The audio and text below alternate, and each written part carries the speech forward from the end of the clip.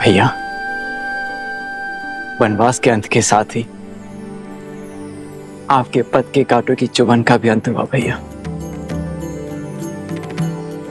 ये वही पादुकाएं हैं जो आपने मुझे सौंपी थी।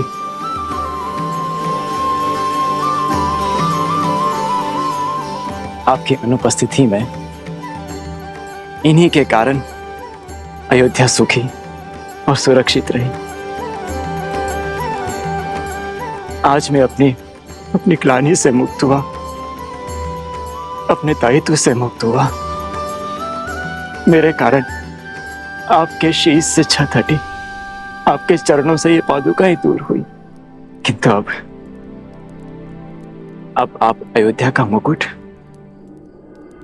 और ये पादुकाएं ग्रहण कीजिए।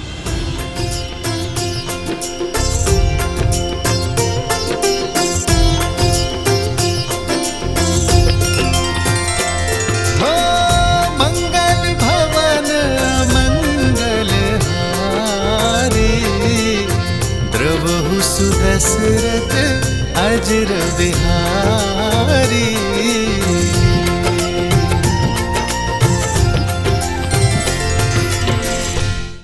भरत, भैया, आपकी अयोध्या अब आपकी हुई। आज मेरे जीवन का सबसे बड़ा उद्देश्य पूर्ण हुआ कि मैंने श्री राम को उनकी अयोध्या और अयोध्या को उनके श्री राम लौटा दिए।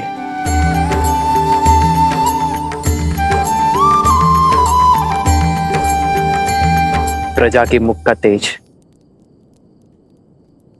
और उनके मन का उत्साह प्रतीक है तुम्हारे परिश्रम का। एक माता की भांति तुमने हमारी मातृभूमि अयोध्या का ध्यान रखा है। नहीं भैया, मैं तो एक पुत्र की भांति माता रूपी मातृभूमि की छत्र छाया में रहा, अपने कर्तव्यों का पालन करने का प्रयास करता रहा। संतान भी क्या माता का ध्यान रख पाती? ये तो हमारी अयोध्या थी जिसने मुझे संभाला, जो मेरा संबल बनी और मुझे ममता की छांव दी।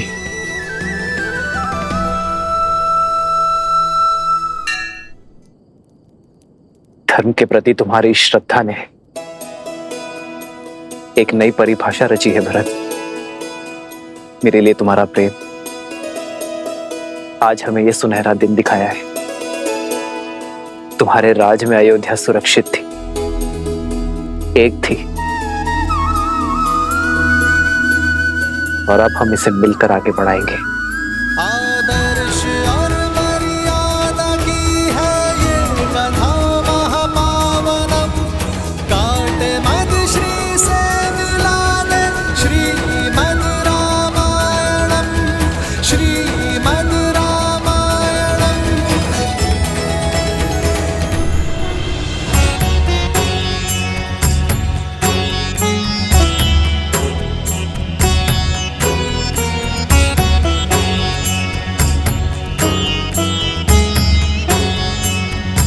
श्रीमद् रामायण।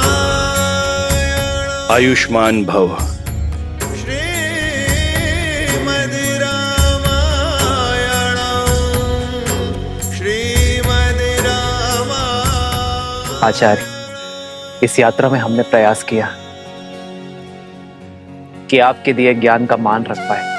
राम, मुझे गर्व है कि तुमने मेरी शिक्षा का केवल मान ही नहीं रखा, बल्कि मेरी सिखाई मर्यादा को, रघुवंश के सम्मान को शिखर तक पहुंचा दिया। आज सच्ची गुरु दक्षिणा मिली है इस गुरु को। यह नगर, यह राज, यह प्रजा उद्देश्यहीन थी, क्योंकि धर्म का पथ दिखाकर नहीं, चलकर बताने से समझ में आता है। समय आ गया है, समय आ गया है। अयोध्या में धर्म ध्वजा लहराने का, राम राज स्थापित करने का।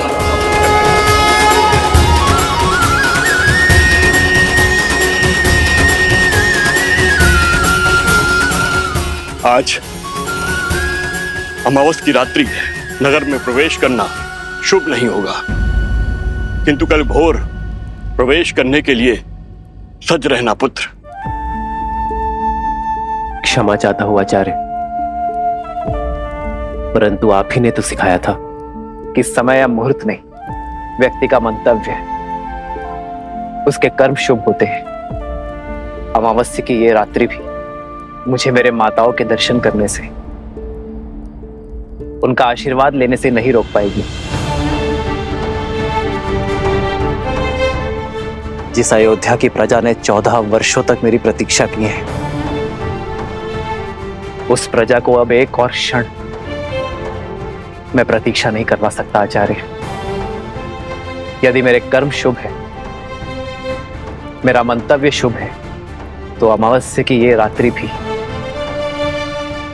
अयोध्या के लिए उत्सव बनकर रहेगी। उत्तम। गुरु अपने शिष्य को शिक्षा देता है, यही परंपरा है, किंतु तुम्हारे जैसा शिष्य गुरु के लिए भी प्रेरणा बन जाता है। चलो, अयोध्या का राज सिंहासन अपने राजा के स्वागत के लिए प्रतीक्षारत है पुत्र।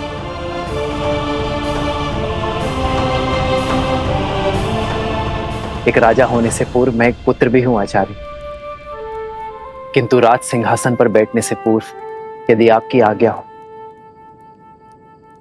तो मैं कुछ क्षण अपनी माताओं के आंचल में बैठना चाहता हूं। उनके दर्शन किए बिना ना ये राज सुहाएगा और ना ही ये राज मुकुट। जब एक मां अपने पुत्र के घर लौटने पर उसकी आरती करती है, घर प्रवेश करती है, तो वो अपने पुत्र के तन और मन से संसार की सारी कुरीति, सारे लांछन धोती है। कर्तव्य का भार उठाने से पहले उसकी शुद्धि करती है।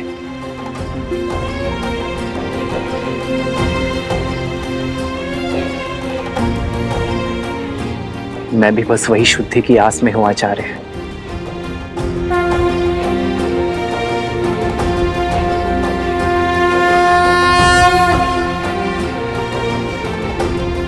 आप आज्ञा दीजिए गुरुदेव, हम जाकर गृह प्रवेश की तैयारी करते हैं। आज्ञा है।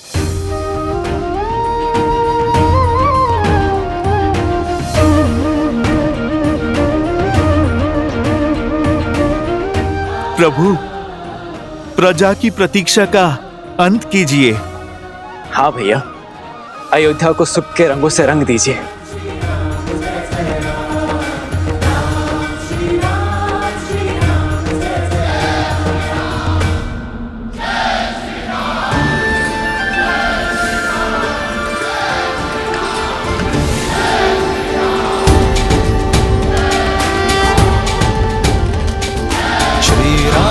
चंद्र कृपालु भजु मन हरण भव भय दारुणम। श्री रामचंद्र कृपालु भजु मन हरण भव भय दारुणम। नव कंज लोचन कंज मुख कर कंज पद कंजारुणम। कंदर्प गणित अमित छवि नव नीला नीरज सुंदरम। पटपीत मानहु तड़ित रुचि सुचि नौमि जनक सुतावरम। श्री राम राम राम श्री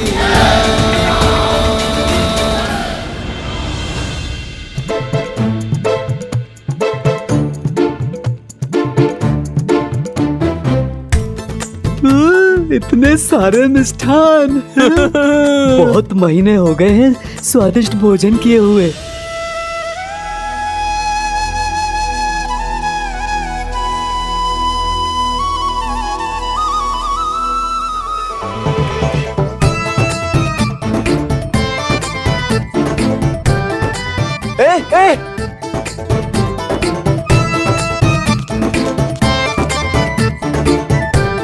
रुको रुको, ये वानर क्या कर रहे हैं?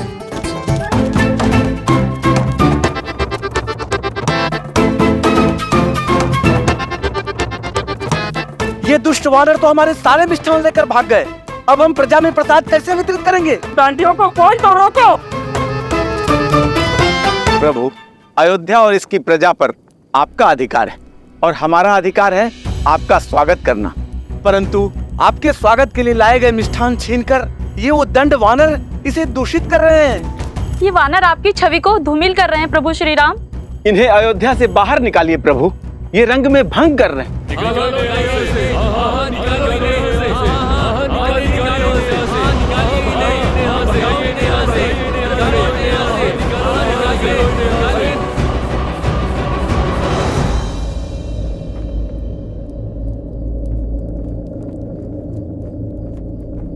चलो।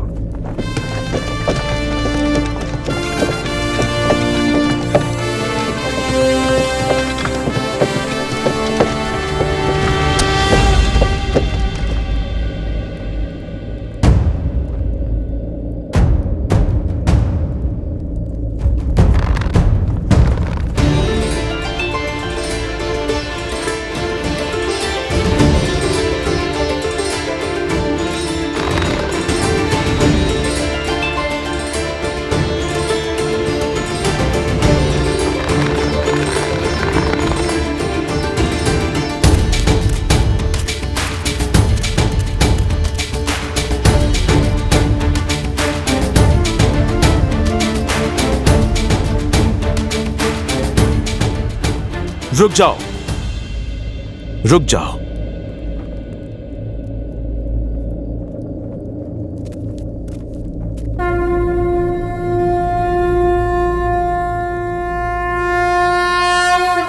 जय श्री राम।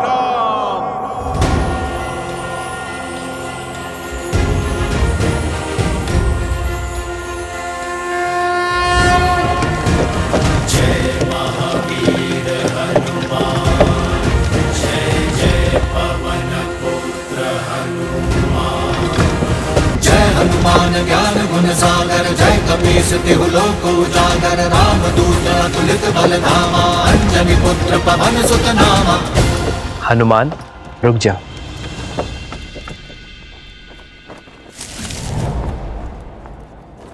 ये केवल सामान्य वानर नहीं है, ये मेरा परिवार है, मेरे रक्षक है। ये वो शस्त्र है जिन्होंने मुझे बाहुबल दिया। ये वो कवच है जिन्होंने युद्ध में मेरी रक्षा की। 1 वर्ष भूखे प्यासे रहे, युद्ध में मेरी सहायता की। मेरे लिए इन्होंने अनेकों यातनाएं सही। मेरे वानर वीर सीता से मिलन का सेतु बने, धर्मरथ के चक्र बने और रघुकुल कभी उपकार नहीं भूलता। यदि आज मेरे वानर वीरों के लिए अयोध्या में स्थान नहीं, तो मेरे लिए भी स्थान नहीं।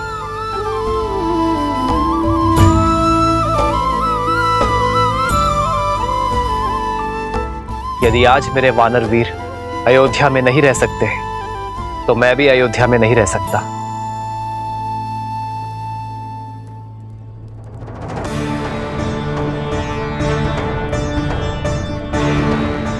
यदि मेरे वानर वीर आपको स्वीकार नहीं, तो मैं भी आपका उपहार स्वीकार नहीं कर सकता। मेरे वानर वीरों का अनादर रघुनंदन का अनादर है, रघुकुल का अनादर है।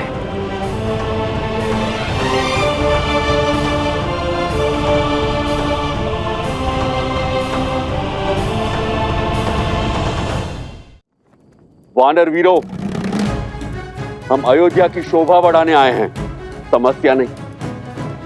अयोध्या वासियों को हमारे संसर्ग का अभ्यास नहीं है, इसलिए वानर सेना अगले आदेश तक अयोध्या की सीमा के बाहर प्रतीक्षा करेगी।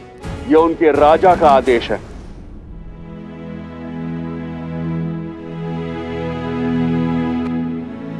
पर वानर राज, प्रभु ने अभी अभी कहा कि हम 1 वर्ष से भूखे प्यासे लड़ रहे थे।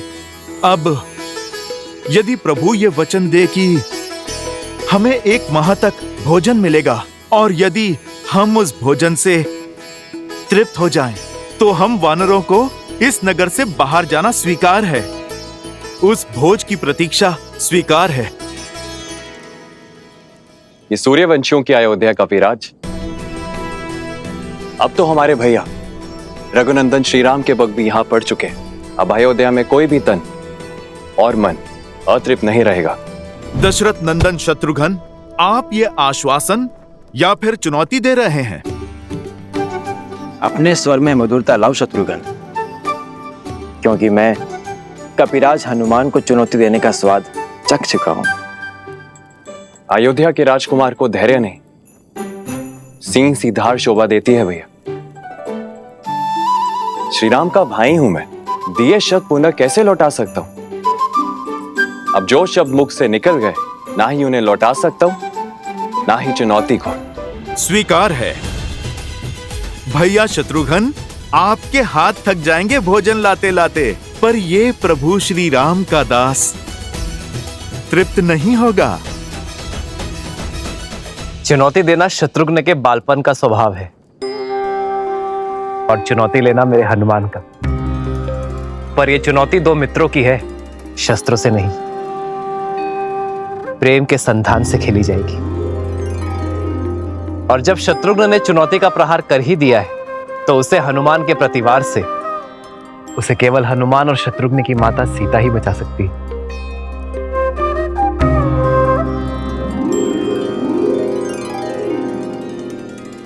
माता के हाथ से ग्रास लेकर तो तृप्त हो जाओगे ना पुत्र हनुमान?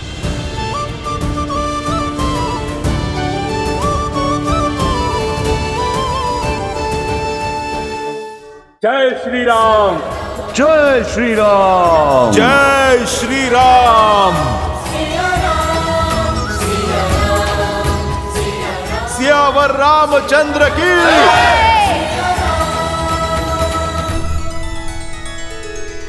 कुछ कहने की आवश्यकता नहीं है देवी, मैं भली भांति जानता हूं क्या चल रहा है आपके हृदय में।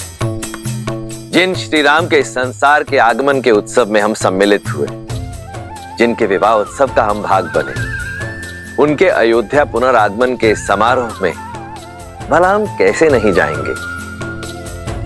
उनके अयोध्या में लौटने के इस उत्सव का साक्षी बनने से ना तो मैं वंचित रहूंगा, ना आप। तो हम चलेंगे ना पिताश्री? हाँ पुत्र, क्योंकि श्री राम आ रहे हैं। श्री राम आ रहे हैं। राम आ रहे हैं।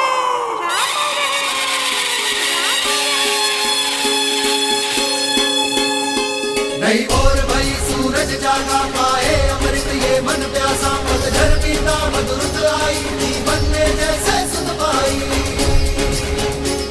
सुखी धरा पे जैसे महबर से ठंडक पाए नैना कर से, महायुद्ध अयोध्या ने जीता, लौटे हैं राम लखन सीता। हमरे राम जी सिया पधारे सरयू के किनारे, द्वार सजाओ संग साथिया, सौभाग्य है जगरे दुख दूर भय सारे, स्वागत में नाचो संग साथिया।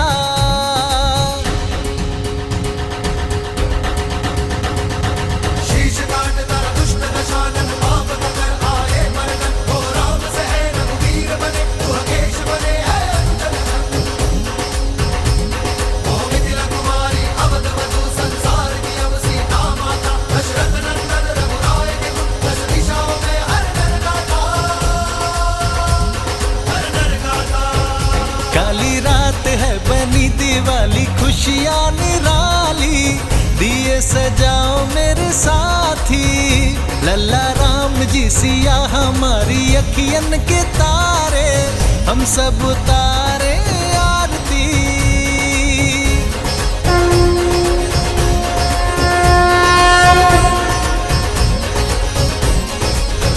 श्री रामचंद्र कृपालु भज मन, हरण भव भय दारुणम, नव कंज लोचन कंज मुख कर, कंज फल कंजारुणम। सिया राम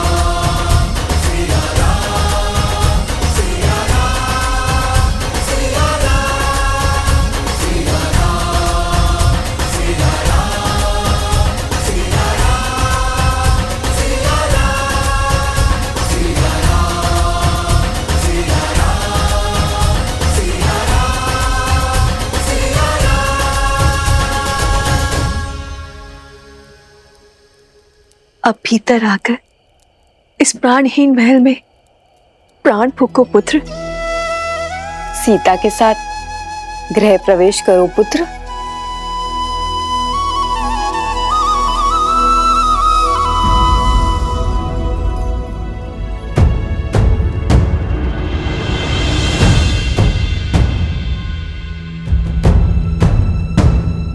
क्या हुआ पुत्र? इन हाथों ने पुण्य स्थापित करने के लिए बहुत बड़ा पाप किया है मां।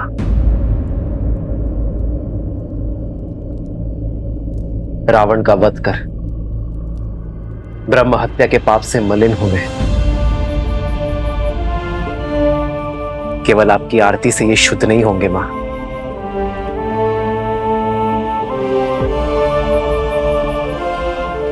तो क्या हमारे स्नेह में या आरती में कोई कमी रह गई है पुत्र? आपके स्नेह में कोई कमी नहीं है मां, कमी है माताओं की उपस्थिति में।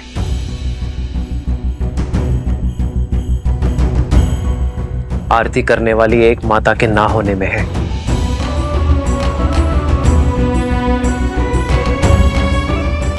इस आरती के लिए मेरी माता कैकेयी के 2 हाथ कम पड़ गए माता। कैकेयी के दुख और लज्जा का भान नहीं है तुम्हें।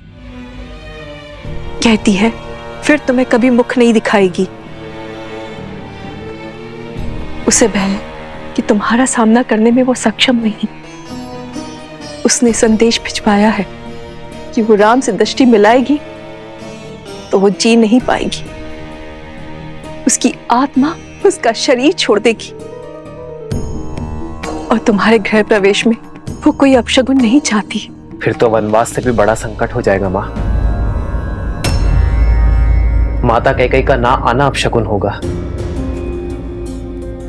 मेरी माता कैकेयी के आशीर्वाद के बिना मैं नगर में तो प्रवेश कर गया, किंतु गृह प्रवेश नहीं कर पाऊंगा। गृह प्रवेश नहीं कर पाऊंगा। गृह प्रवेश नहीं कर पाऊंगा। रघुनंदन तो बन गया, किंतु रघुकुल का राजा नहीं बन पाऊंगा। राजा नहीं। मैं अपनी माता कैकेयी के बिना घर प्रवेश नहीं करूंगा। मैं प्रवेश नहीं करूंगा।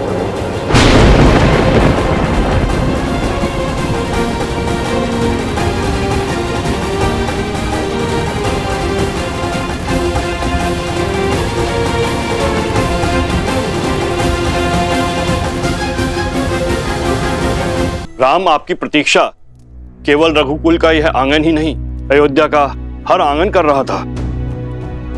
प्रजा की प्रतीक्षा को परीक्षा में न बदलो पुत्र, आगे बढ़ो। माता कैकेयी की उपस्थिति के बिना कैसे आगे बढ़ूं आचार्य? जिस माता ने बालपन से अपने हृदय में बिठाया, उन माता कैकेयी की अनुपस्थिति में अयोध्या का राज सिंहासन कैसे संभालूं? भैया, सूर्य का धर्म होता है सबके लिए उदय होना, और केवल एक के लिए वह अपने कर्तव्य से पीछे नहीं हट सकता। लज्जा का भार ममता पर हावी है, और इसीलिए रानी कैकेयी ने स्वयं को एक कक्ष तक सीमित कर लिया है। जब मन में ही ग्लानि हो तो आशीर्वाद के लिए हाथ कैसे उठ सकते हैं? और केवल उनके लिए आप अयोध्या की प्रजा को आशीर्वाद देने उठे हाथों की उपेक्षा नहीं कर सकते। आइए ना भैया, गृह प्रवेश कीजिए ना।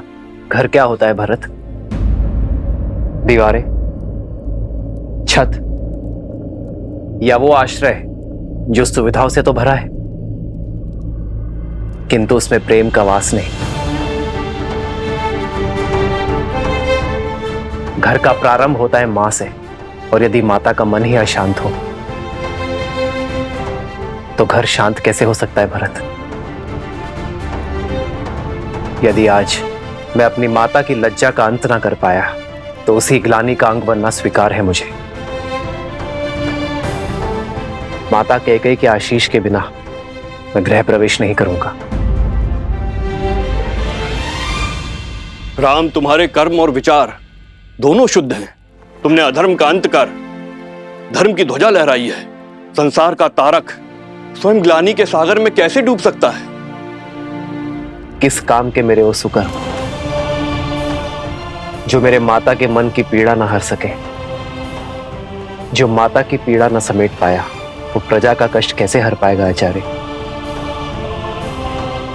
श्री राम उचित कह रहे हैं आचार्य। इस समय पुत्र का कर्तव्य राजा के दायित्व से बड़ा है।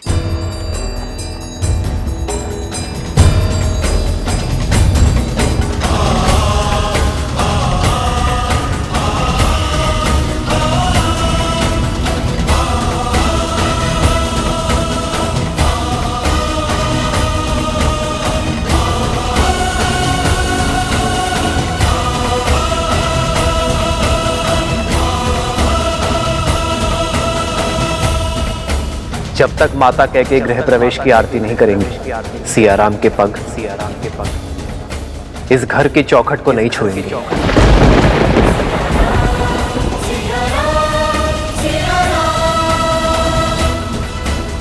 हमें महारानी कैकेयी को बुलाना ही होगा, अन्यथा सूर्यवंश सूर्य सा तेजस्वी राम खो बैठेगा।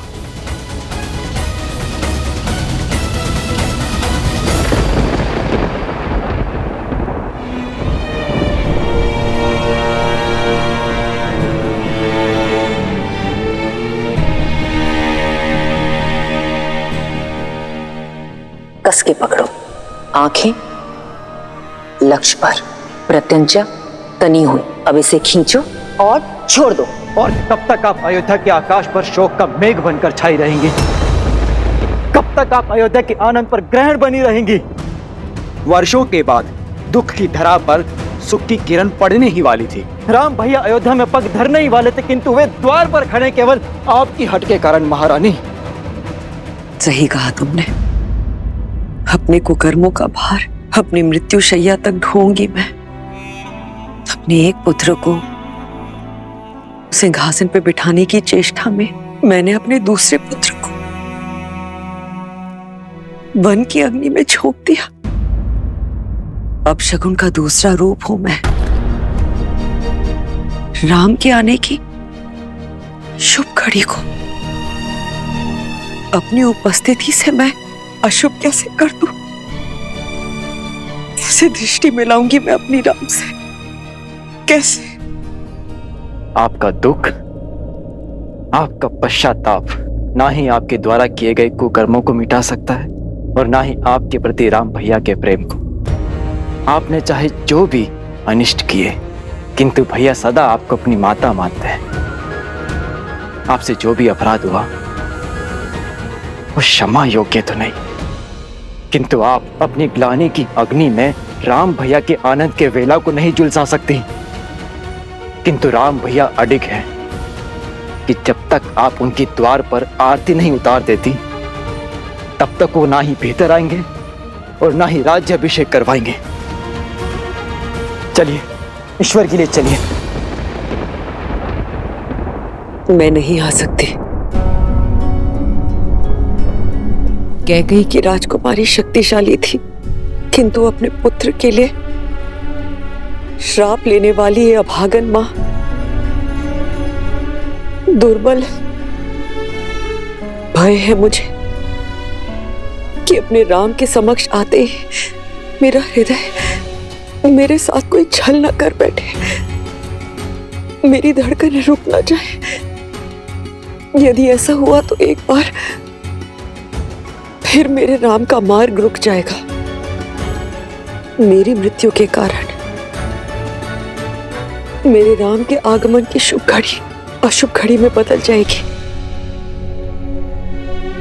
नहीं, मैं ये पाप कदाचित नहीं होने दूंगी।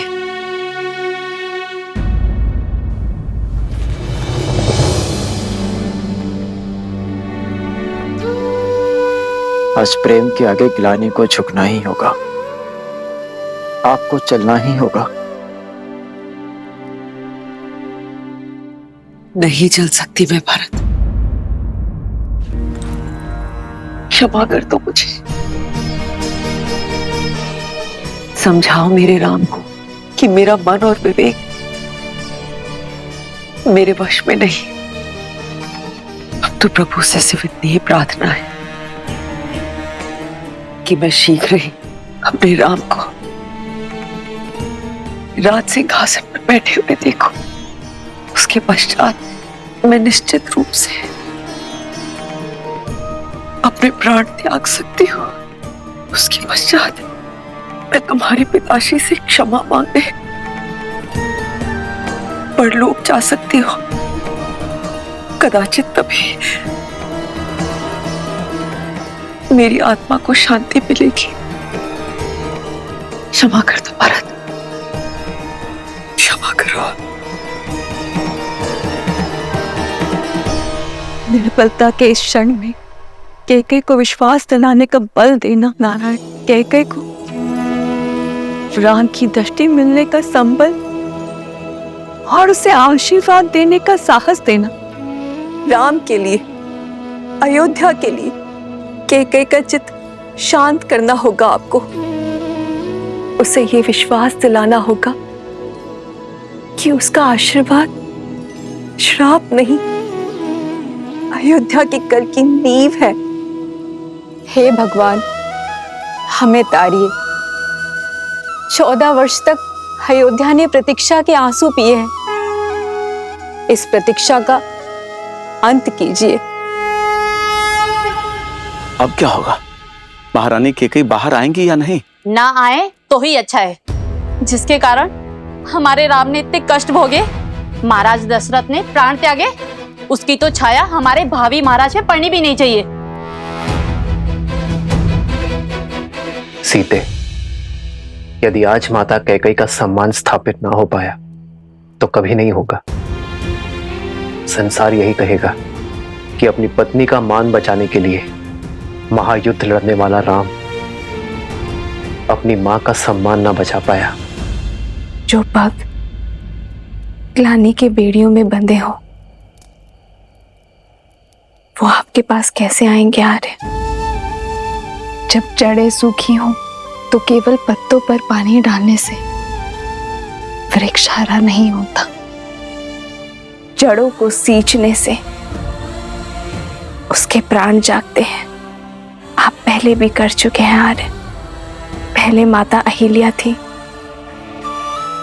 अब माता कैकेयी। आपको उनके सोए हुए मन को जगाना होगा आर्य। यदि पत्नी तुम जैसी धर्मात्मा हो तो व्यक्ति के लिए कोई लक्ष्य असंभव नहीं है सीते। धन्यवाद। श्री राम राम राम श्री राम। महल के स्थान पर ये कहाँ चले गए श्री राम? कहाँ चले गए श्री राम?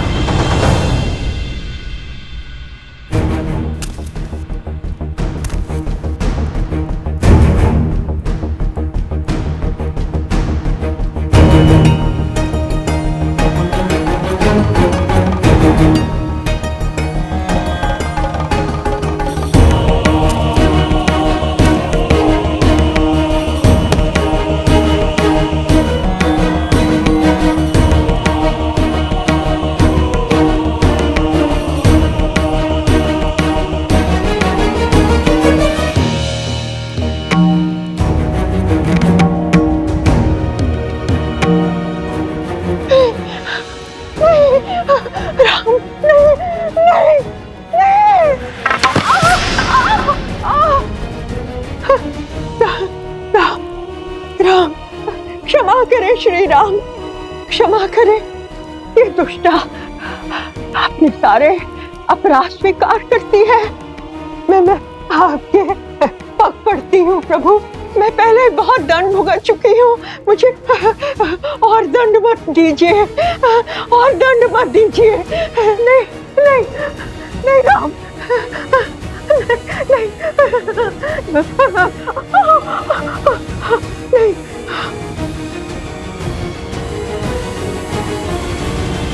क्या श्री राम क्षमा करेंगे इसे? इतना करने के पश्चात तो रावण को भी क्षमा नहीं मिली थी। इसे तो जितना दंड मिले उतना कम है। यही तो थी जिसने महारानी कैकेयी के मन में अधर्म का, अन्याय का और ईर्ष्या का बीज बोया।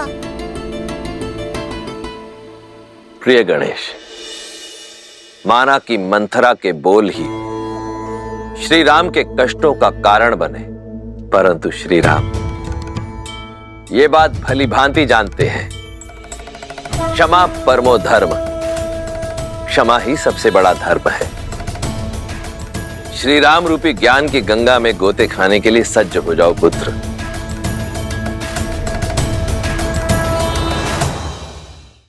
जिसे भय मार रहा हो उसे और क्या दंड दिया जाए? आपका भय ही आपका दंड है मंत्रा। किंतु तुम यहाँ?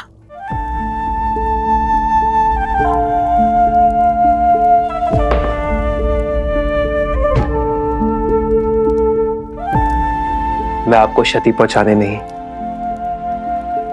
मुक्ति दिलाने आया हूं। कैसे नर हो राम? मुझ पर क्रोध नहीं आता? अयोध्या के 14 वर्ष के दुष्काल का कारण हूं मैं। तुम्हारे वनवास का कारण महाराज दशरथ की असमय मृत्यु का आधार हूं मैं। मेरे इन अपराधों को दंड देने का मन नहीं चाहता। आपने कुछ नहीं किया मंत्रा, ये तो नियति थी, समय था जो ऐसा चाहता था। आप तो केवल निमित्त है मंत्रा।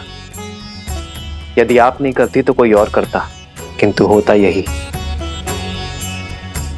ये राम वनवास ही जाता।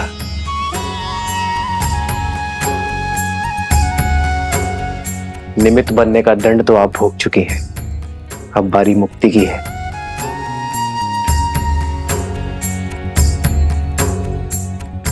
आइए आइए मंत्रा।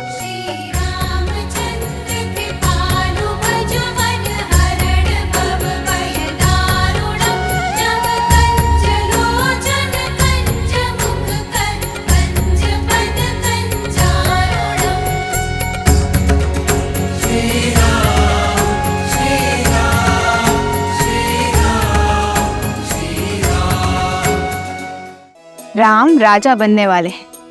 यथा राजा तथा प्रजा। राजा की क्षमा प्रजा के लिए दया और करुणा का उदाहरण बनती है। श्री राम ये जानते हैं कि जो हृदय क्षमा कर सकता है वही हृदय सच्चा न्याय भी कर सकता है। अच्छा, तो मंत्रा को क्षमा कर श्री रामनाथ केवल स्वयं करुणा दिखा रहे हैं, बल्कि अपने प्रजा को भी करुणा का पाठ करा रहे हैं। हाँ पुत्र, श्री राम वो राजा नहीं जो केवल युद्ध जीतकर अपनी शक्ति और राज्य का विस्तार करे।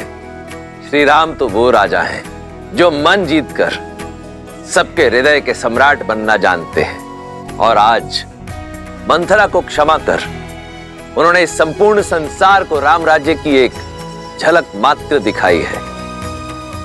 वो राम राज्य जिसकी सबसे बड़ी शक्ति है अपने क्रोध और द्वेष पर विजय पा लेना। अपने इस कृत्य से श्री राम ने संसार को यह दिखा दिया कि एक राजा का सबसे बड़ा बल है क्षमा करना।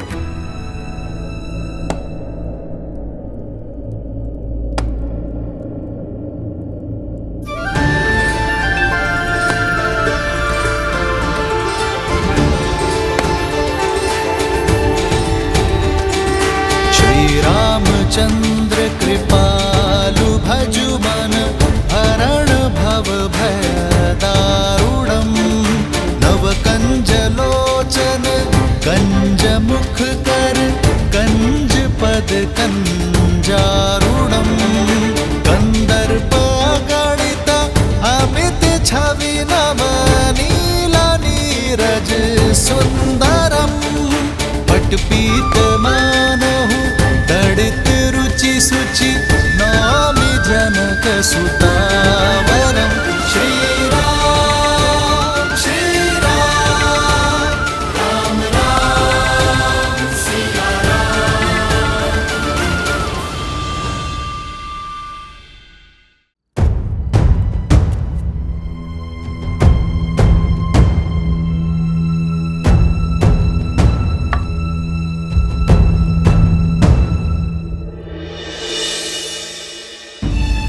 प्रणाम मंत्रा माँ। बस बस बस, खुश रहो पुत्री, सुखी रहो।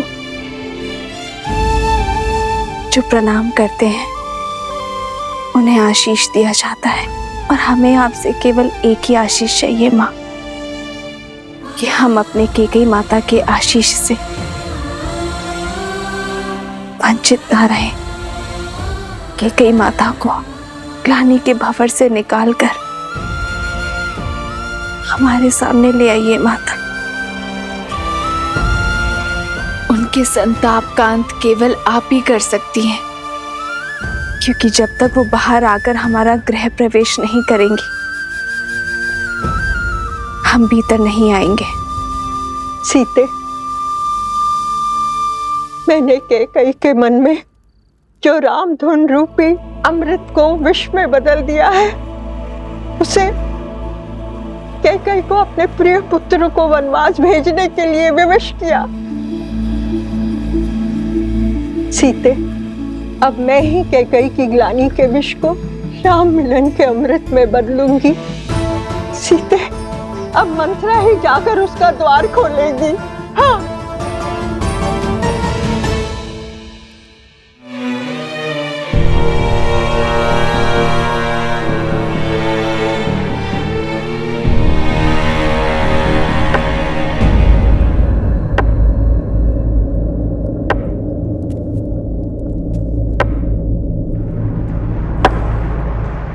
रुक जाओ।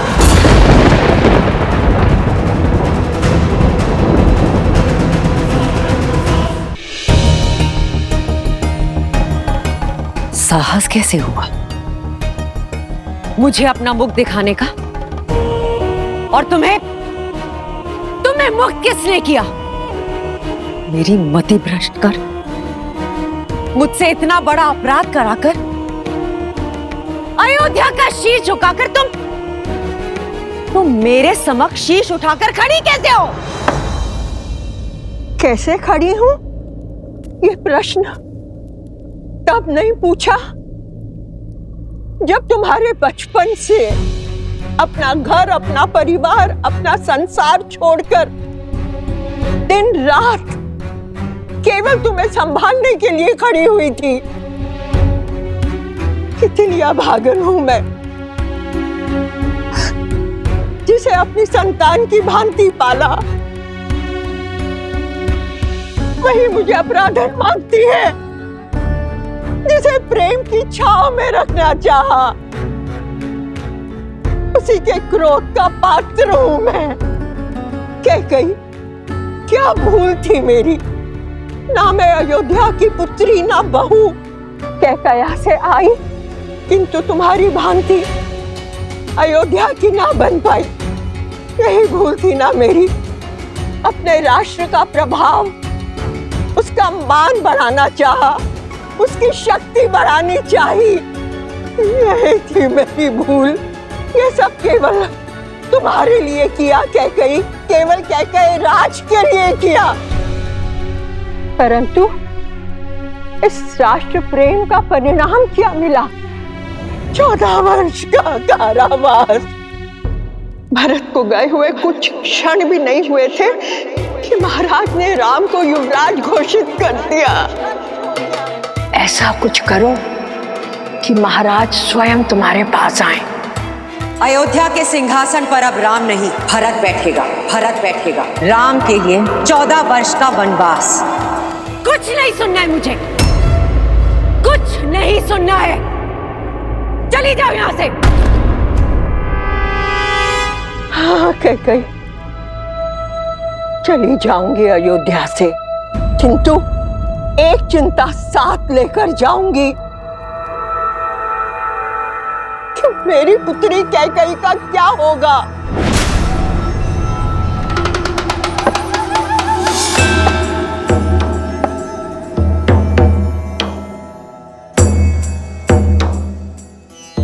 लौट आया है राम।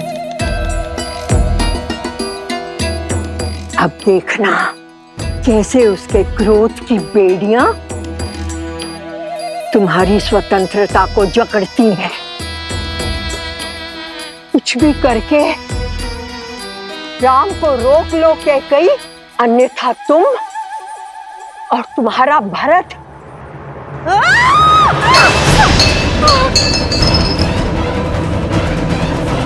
जिस पुत्र मोह और जिस संबंध के कारण तुमने मेरी स्वर्ग जैसी अयोध्या को नर्क बना दिया, आज उस संबंध को तोड़ता हूं मैं रघुकुल कुमार भरत तुम्हारा परित्याग करता हूं कैकई। पत्थर पर भी वर्षों तक जल पड़े तो उसका आकार बदल जाता है, किंतु तुम इतने वर्षों में भी तुम्हारे भीतर का विष कम नहीं हुआ। तुम दंड की नहीं, श्राप की अधिकारिणी हो। मेरी स्वर्ग जैसी अयोध्या पर नरक की छाया हो तुम। नहीं।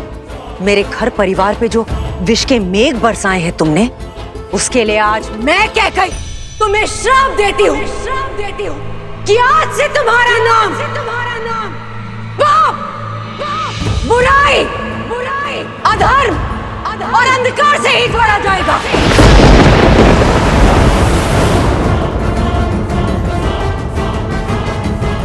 सुख की सूचक तुम कभी नहीं बन पाओगे और मृत्यु के पश्चात भी अपने कर्मों के कारण तुम्हारी आत्मा अग्नि में झुलसती रहेगी। श्राप है मेरा तुम्हें, सदैव झुलसती रहेगी।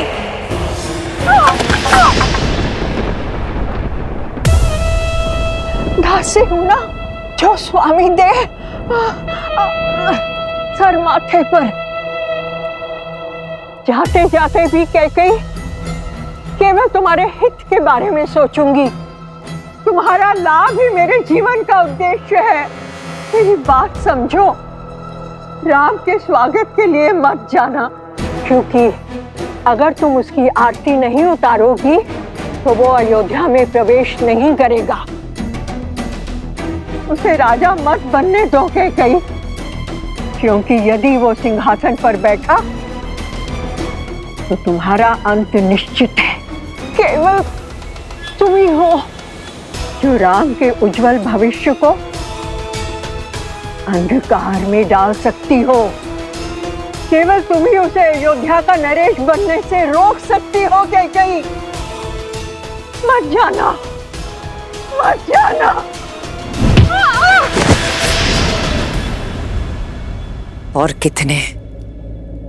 और कितने पाप कराओगी मंथरा? खेद है मुझे कि मैंने कभी तुम्हें अपनी माता माना था।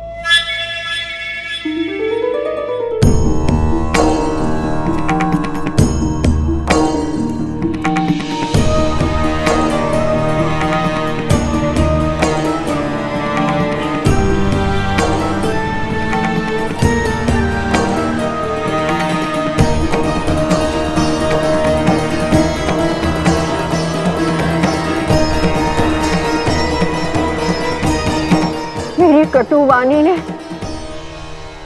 कुछ तो शुभ कार्य किया। तुम्हारे मन को मैं समझती हूँ कैकई। इस पाप की कोठरी में मेरे दुष्ट भाव ने तुम्हें डाला था, किंतु मैं जानती थी कि मेरे कटु वचन ही तुम्हें इससे बाहर निकालेंगे। कैकई की दृष्टि में दोषी बनकर मैंने राम काज पूर्ण कर दिया। हे प्रभु, क्षमा तो दे चुके हो, अब दया दृष्टि दीजिए प्रभु। अपने चरणों में शरण दीजिए प्रभु, अपने चरणों में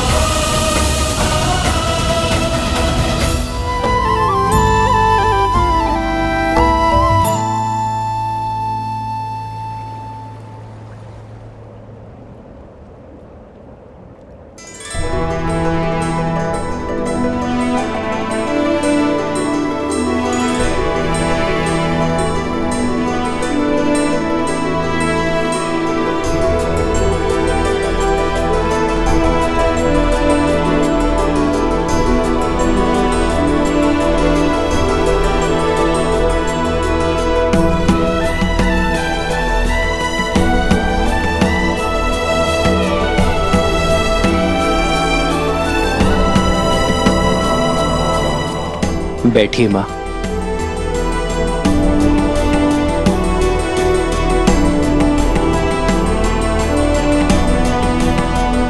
रघुवंशी हैं हम, वो वंश जिसका इतिहास धर्म, वीरता और समर्पण की नींव पर रखा गया है, और जिनसे हमें यह नाम मिला वो पितामहों के पितामह महाराज रघु एक महान योद्धा थे। स्वयं देवताओं ने उनके सत्य और शौर्य की प्रतिमा को स्वीकार किया है। महाराज भागीरथ जो अपने पूर्वजों के तर्पण के लिए स्वयं शिवलोक पहुंच गए, नारायण को प्रसन्न कर उनके चरणों से गंगा बहाई, फिर ब्रह्मदेव से उसे उनके कमंडल में धारण करवाया। स्वर्ग से गिरती मां गंगा के वेग को थामने के लिए महादेव को उनकी जटा में रोकने के लिए मनाया। महादेव की जटा से गिरती धरा को भारत में लाने के लिए स्वयं अपने नखों से नहर खोदी, और महाराज दिलीप की धर्म की कहानियों से तो स्वयं इंद्रलोक भी अछूता नहीं है। आपके पति मेरे पिताश्री महाराज नेमी, उन्होंने 10 दिशाओं में युद्ध लड़ा, देवासुर संग्राम लड़ा और महाराज दशरथ कहलाए। मेरे सभी पूर्वजों ने संसार में रघुवंश की कीर्ति का ध्वज लहराया है, धर्म को स्थापित किया है। अयोध्या के सिंहासन पर अब राम नहीं, भरत बैठेगा, भरत बैठेगा। राम के लिए 14 वर्ष का वनवास।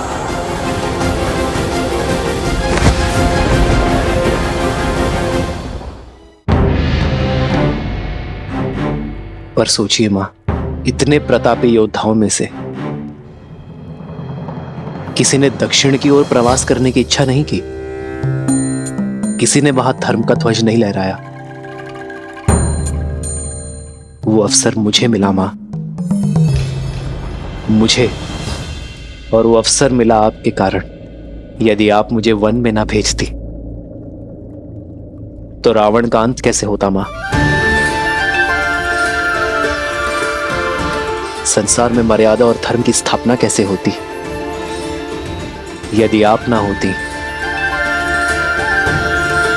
तो इतना बड़ा समाज, मेरे वानर वीर, रीछ, असुर, ये सभी धर्म और ज्ञान की गंगा से वंचित रह जाते मां।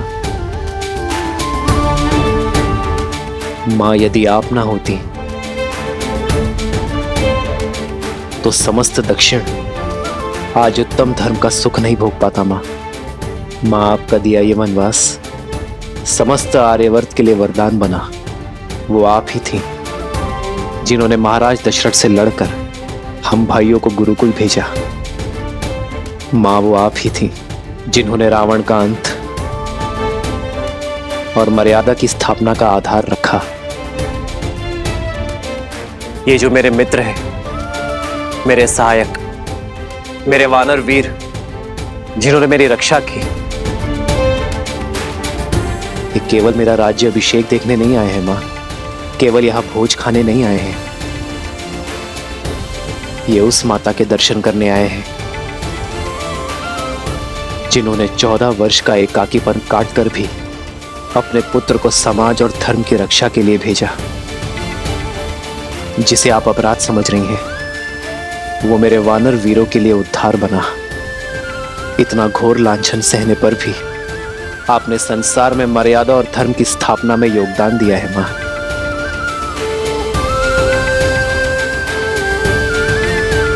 क्या आप इन्हें निराश करेंगी मां?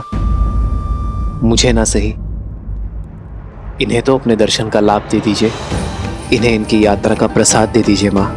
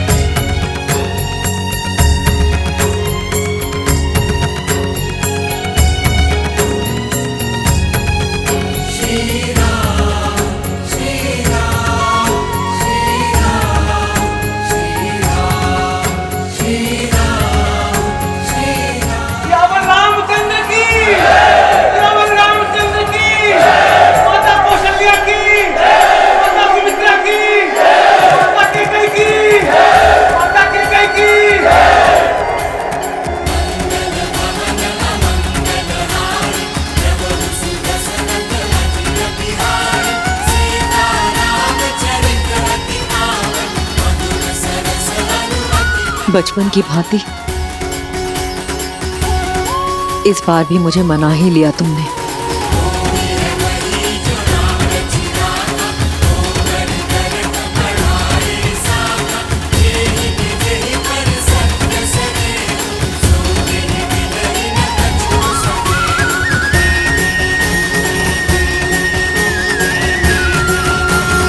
कराए दक्षिण का उद्धार, किंतु अब मेरे राम को राजा बनना होगा। अयोध्या को, अपनी प्रजा को आगे ले जाना होगा। अपने वंश को आगे बढ़ाना होगा राम। इस राज्य का उद्धार करना होगा। रामचंद्र की, रामचंद्र की, रामचंद्र की।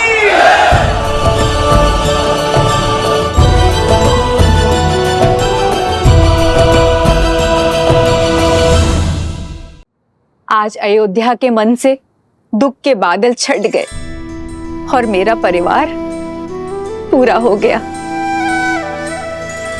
राम, सीता, तुम दोनों अंधेरे जीवन में प्रकाश का दीप हो, दुखियारे जीवन में सुख और प्रीत हो। पुत्र की विजय पर माता का मुख उत्साह से दमकता है। आपकी आंखों में प्रसन्नता के अश्रु होने चाहिए माता।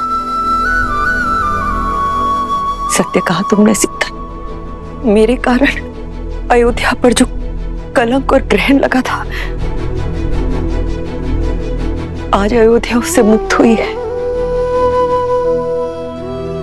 ये अश्रु उसी की खुशी में। नहीं माता, आप ग्रहण नहीं, ईंधन है जिसने आपके प्रकाश को अयोध्या में ही नहीं पूरे संसार में प्रकट किया है।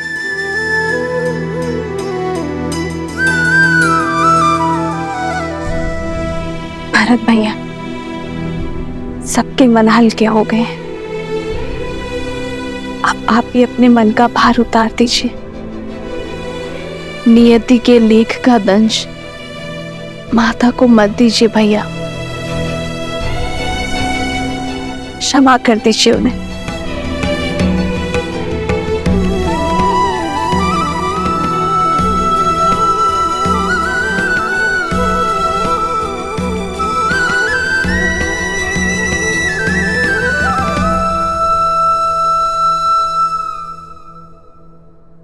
देखी परिवार प्रभु अति भावुक भाए, सब ही प्रेमा बस आरती गाए।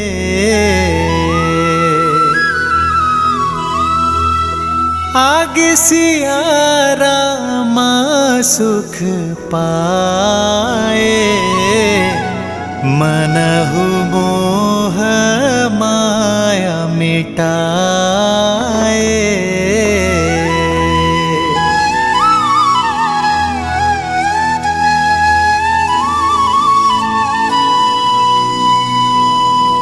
अयोध्या के प्रजाजनों, अयोध्या के कष्ट के मेघ छट चुके हैं।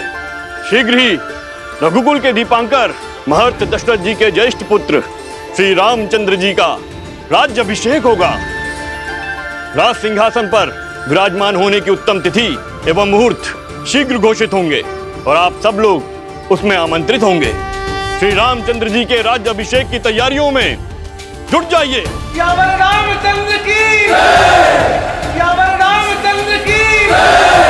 रघुपति रामचंद्र की, रघुपति रामचंद्र की। माता सीता की, माता सीता की।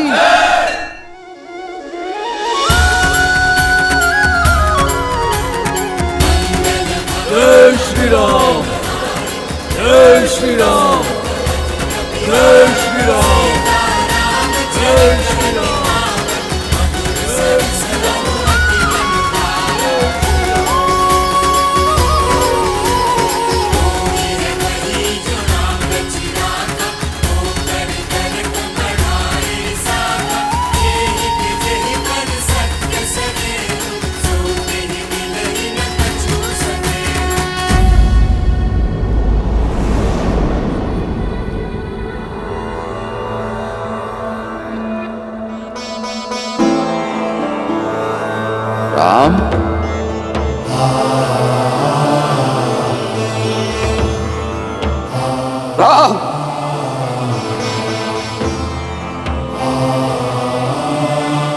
भरत आपके लिए कुछ भेंट लाया पिताश्री। मेरे पुत्र में इतनी अद्भुत प्रतिभा है, आशा करता हूं बाण भी उतने ही वेग से चलाते होंगे।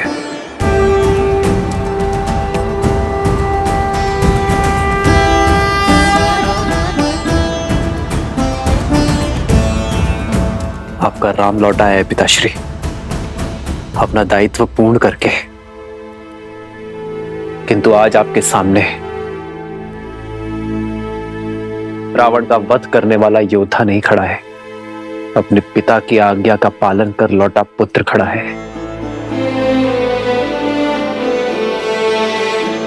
एक बार आपने कहा था कि पिता के आदेश केवल शब्द नहीं होते, वो कुल का आदर्श स्वप्न, यश, प्रतिष्ठा और सम्मान की धुरी होते हैं। आपने सत्य कहा था पिताश्री। इस यात्रा में मैंने जाना कि एक पुत्र पिता की संपत्ति, धनराज्य सब अर्जित कर सकता है, किंतु अमूल्य भेंट, वो विश्वास, वो मूल्य है जिन्हें उसके पूर्वजों ने स्थापित किया और पिता ने प्रमाणित किया।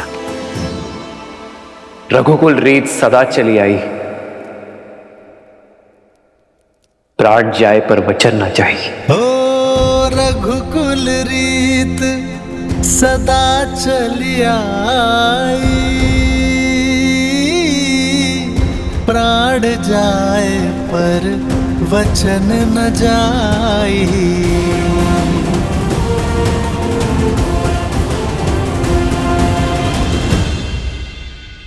मित्र, इतना समय हम आपके साथ रहे, आप हमें जानते हैं और हम आपको।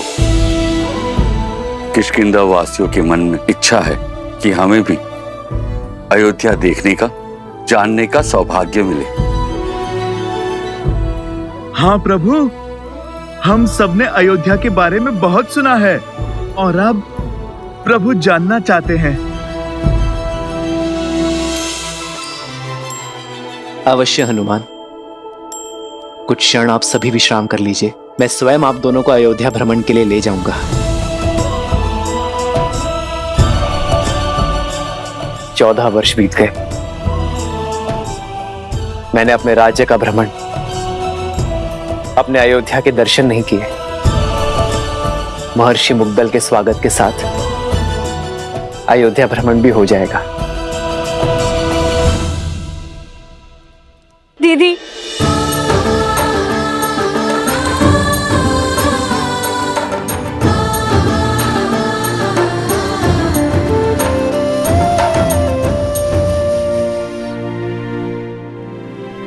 मुझे उर्मिला से मिलना है। कैसी है वो? कहाँ है वो? वो तो अब तक सोई हुई है, वर्षों से आंख नहीं खोली, अपने पति को दिए हुए वचन का पालन कर रही है।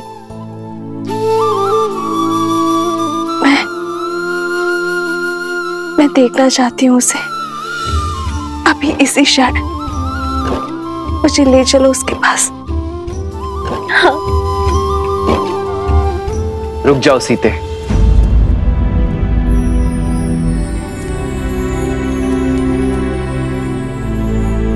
उर्मिला का प्रण पूरा होना अभी शेष है सीते। उर्मिला अपनी निद्रा केवल लक्ष्मण की उपस्थिति में ही तोड़ सकती है। जाओ लक्ष्मण, और जाकर अपनी पत्नी से मिलो। तुम्हारे और उर्मिला के सम्मिलित प्रण के कारण ही मेरा और सीता का प्रण पूरा हो पाया है।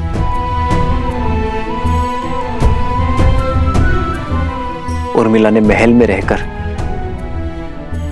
इस घोर निद्रा का दंश भोगा है, किंतु अब सेवा और संकट का समय समाप्त हुआ मेरे भाई। अब तुम्हारा प्रथम कर्तव्य अपनी गृहस्थी संभालना है। ये शुभता पूर्वजों के गति के कारण आई है। जाओ लक्ष्मण, और उर्मिला को निद्रा से जगाओ।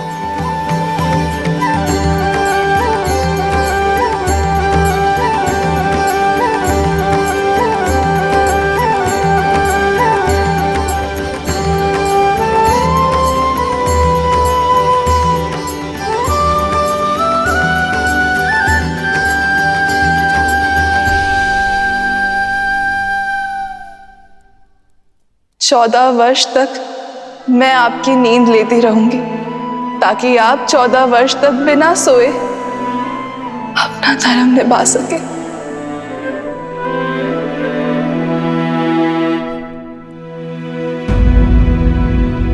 किंतु जो इतने वर्षों से नहीं जागी हैं, वो अभी जागेंगे क्या?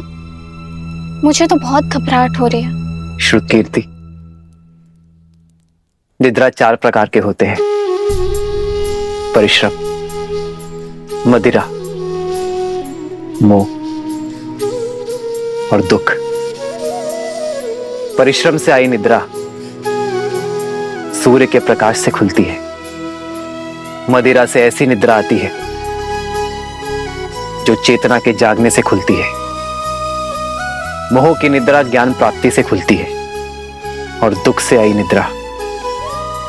निद्रा मृत्यु का कारण बनती है।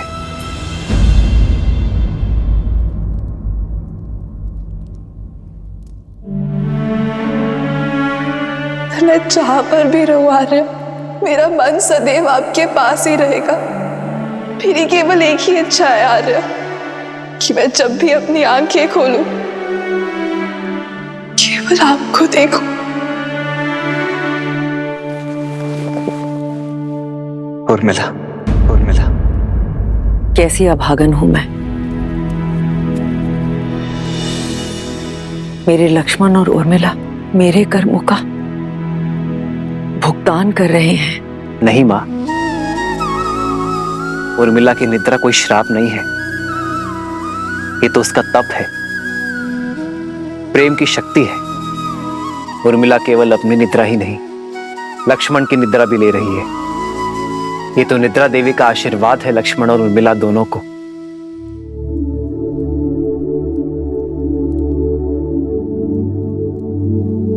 देखिएगा मां, लक्ष्मण के बुलाते ही उर्मिला अपनी निद्रा से जाग जाएगी। उठो उर्मिला, आंखें खोलो, देखो, मैं आया हूं।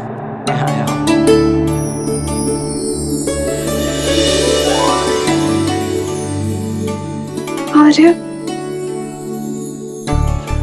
आप, हे महादेव, आपके वनवास के प्रस्थान का समय हो गया। आपके प्रस्थान हेतु सहायता करने के बजाय अपनी निद्रा पूरी कर रही थी। क्षमा कीजिए आर्य। कैसी क्षमा उर्मिला, अब किसी को कहीं नहीं जाना है। पर पिताश्री का वचन और राम भैया का प्रण पूरा हुआ उर्मिला। भैया का भी और तुम्हारा भी। अब एक प्रण मेरा है, जहां भी रहूंगा सदा तुम्हारे साथ रहूंगा। तुम्हारे प्रेम के सबल ने मुझे बहुत बल दिया है उर्मिला, इसके लिए बहुत बहुत धन्यवाद, कोटि कोटि धन्यवाद।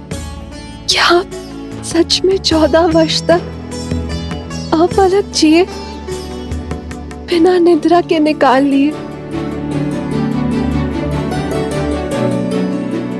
तुमने भी तो यहाँ 14 वर्षों तक बिना भोजन के बिताए हैं उर्मिला। तुम्हारी निद्रा ने मेरी थकान को हर लिया और मेरे भोजन ने तुम्हारे शरीर को पोषण दिया। दाम्पत्य जीवन का ये आदर्श, यही तो भैया ने हमारे माध्यम से संपूर्ण संसार को दिया है कि पति पत्नी दोनों एक दूसरे के पूरक होते हैं, जीवन के भी, प्राणों के भी और समर्पण के भी।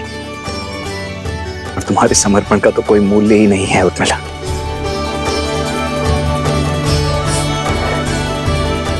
अब चलो,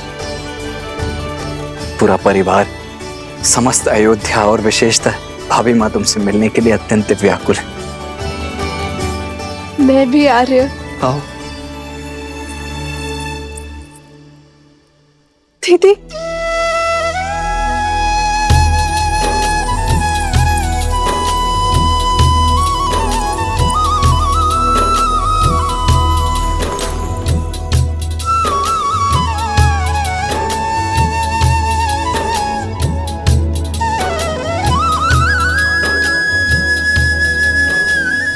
बचपन से लेकर आज तक मेरे हर निर्णय, हर कार्य में साथ दिया है तुमने। और आप मेरे और मेरे पति के लिए, इस रघुवंश के लिए लक्ष्मण भैया को हमारे साथ भेज, एकांत का दंश भी झेल लिया तुमने।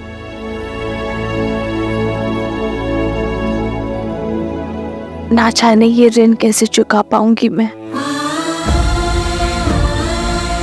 और अब तुम मुझसे छोटी नहीं रही उर्मिला, तुम इस संसार के सबसे बड़ी सतियों में से एक हो। मैं वो चंद्रमा हूँ जो अपने दीदी के प्रकाश से तेज पाता है। मैं आपसे कभी बड़ी हो ही नहीं सकती दीदी। और रही बात बहनों के बीच, ऋण की बेड़ी नहीं, आलिंगन का बंधन होता है।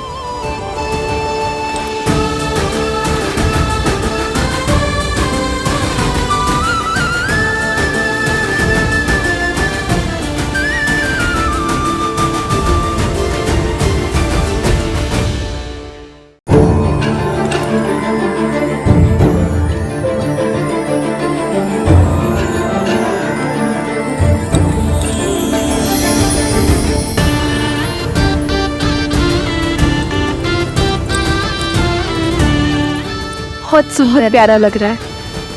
ये कैसा है दीदी? अरे तुम सब यूं ही अब तक बातें कर रही हो। ऋषि मुद्गल के स्वागत की तैयारियां करनी है, वो आते ही होंगे। जी माता, वर्षों बाद बहनों से मिली तो कुछ स्मरण नहीं आया। मैं समझ सकती, जो पीड़ा तुम सबने भोगी है वो मेरे कारण ही तो है। नहीं माता, जितना कष्ट हमने सहा उससे कहीं अधिक आपने सहा, और शारीरिक कष्ट से कहीं अधिक मानसिक कष्ट होता है माता।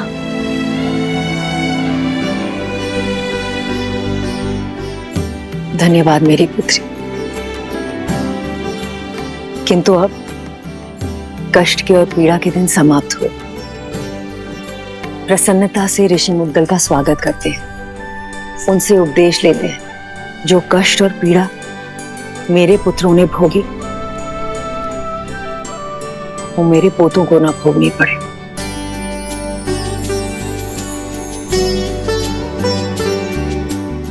और अब तो केवल इसी समाचार की प्रतीक्षा है कि कब मुझे ये बताया जाए कि मैं मां से दादी बनने वाली।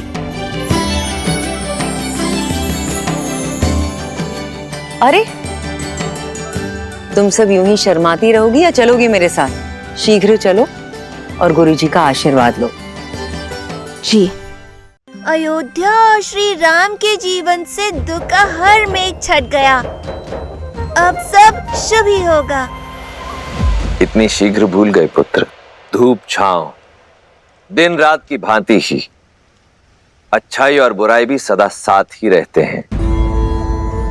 दीपक की आवश्यकता तो वहीं होती है जहां अंधकार होता है, और लोग जलते हुए दीपक के प्रकाश में उसके नीचे पसरे हुए अंधकार को देखना भूल जाते हैं। जब सामने सब उचित प्रतीत हो रहा होता है, तभी पीछे से बुराई अपने पंख फैला रही होती है। अर्थात दुख की धूप हो या सुख की छांव, सदा सतर्क रहो।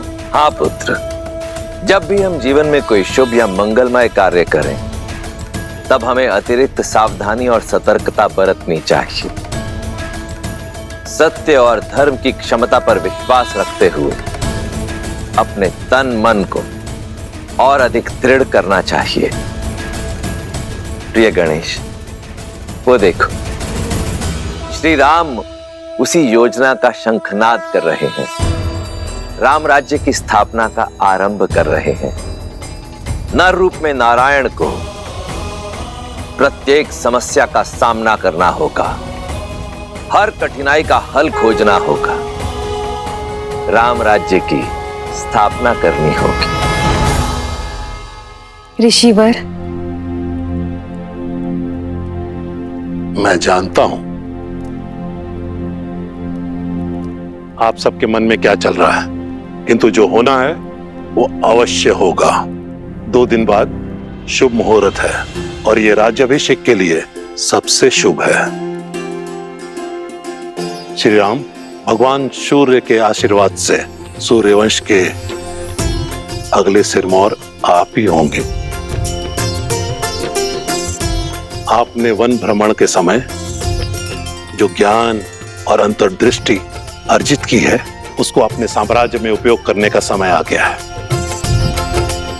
दया, दंड और दर्शन, इसको अपना शस्त्र बनाइए। श्री राम, आपके मार्गदर्शन से जगत कल्याण की ओर अग्रसर होगा। सभी आशान्वित हैं कि आप एक आदर्श स्वराज की स्थापना करेंगे और संसार के लिए शुभता का मार्ग प्रशस्त करेंगे।